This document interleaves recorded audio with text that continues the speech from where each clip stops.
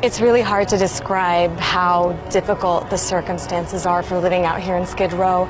There are so many people who are battling mental illness. A lot of people got triggered just by seeing us with our cameras. You're gonna get your killed on Skid Row about that camera. We've seen syringes in the street. We've seen feces in the street. You can smell the lack of sanitation. So not only is this a major homeless crisis, it's a public health crisis and a mental health crisis too.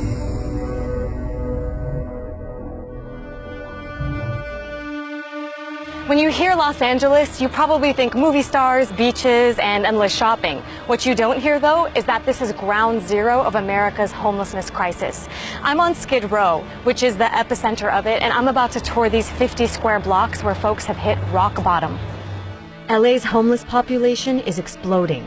The number of people living on the streets and in shelters has soared by 75% in the past 6 years. There are up to 60,000 homeless people in LA County on any given night. The largest concentration of them live here on Skid Row, a sprawling tent city in the heart of downtown LA. A UN official described living conditions here as shocking. Suzette Shaw has lived on Skid Row for 6 years. She used to live in the shelters, but now has a government-subsidized apartment.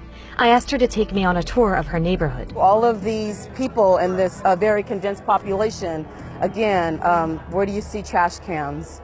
Where do you see water fountains? Where do you see food? Law enforcement, they don't like the tents up during the day. But then look, we have all of these people like out here on the concrete that are subjected to the heat and the sun and it's really all the hot. other ills of the street. Just a block away, police closed off the street as workers conducted a massive cleanup of the sidewalk. Tell me what we're seeing right now. So this here are the hazmat street cleaning teams that come out and they do street cleaning. And it's periodically done. They have been known at time to confiscate people's belongings from their prescription drugs to sometimes people have like birth certificates and all of that mixed in. But along with that, people are carrying a lot of other personal items that are deemed hazardous, and therefore they end up throwing them away. The street cleaning is done ostensibly to stop the spread of diseases, as living in these encampments poses several human health risks. There are only 9 public toilets for about 2,000 unsheltered homeless people on Skid Row. Most don't have soap, toilet paper, or paper towels. Porta potties used to be here, and they took them out.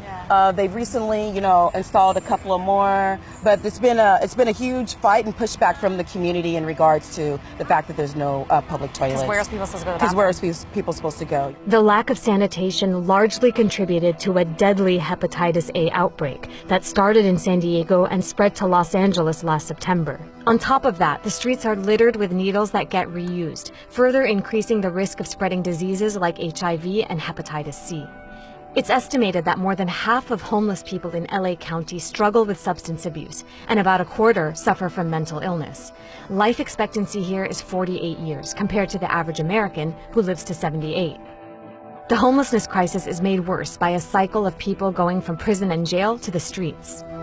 They don't qualify for food programs, housing, and so forth. And so then that puts them at the mercy of being on the streets. And once here, they face further criminalization from law enforcement. We saw a heavy police presence on Skid Row, and while it's meant to deter violence and crime, residents here feel targeted. Police give tickets for minor things like jaywalking, and when people fail to appear in court, an arrest warrant is issued.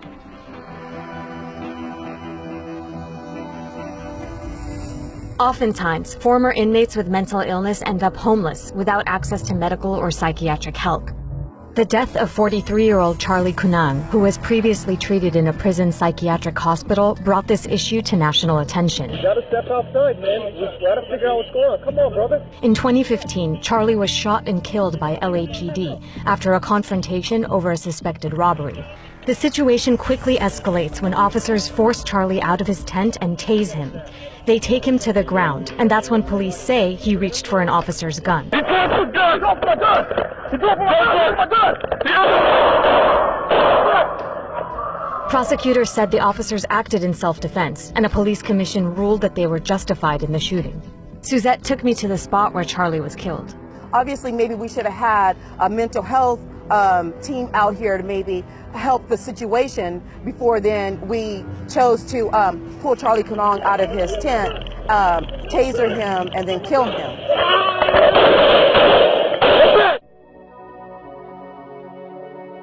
Women are a growing population on Skid Row. 9 out of 10 women here have experienced physical or sexual violence in their lifetime.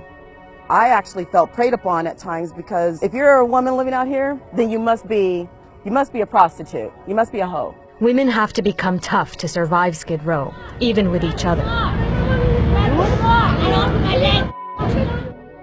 The irony of Skid Row is that it exists against a backdrop of glittery downtown LA.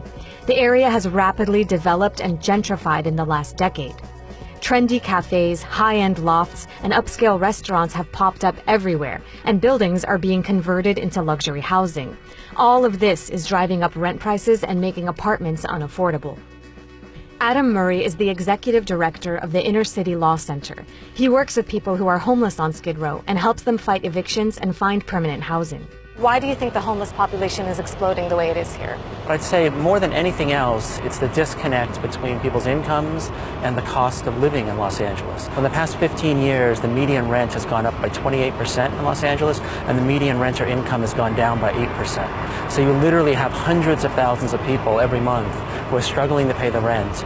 And then when you add in those other factors that are going on in their lives, there's just not a safety net to keep them from ending up on the streets. Is the city just not doing enough, in your opinion? The city's definitely not doing enough. The county's not doing enough. Individually, we're not doing enough. Communities aren't doing enough.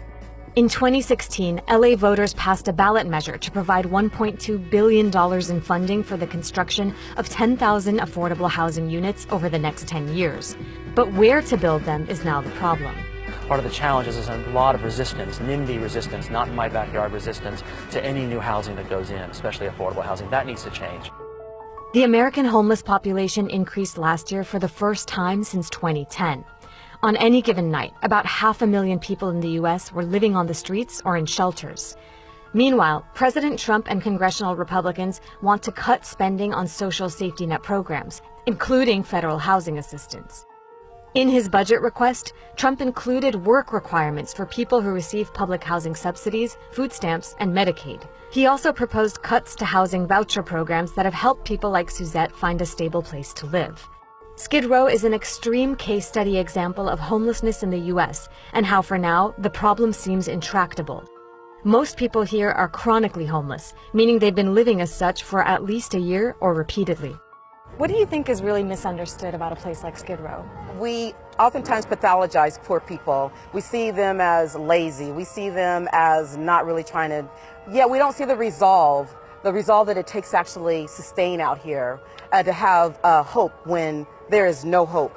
I've met women who are nurses, Stanford graduates, that come from families. I met people who are connected to celebrities living out here. And we lack the seeing that these people are actually human, that we're human, because I live here.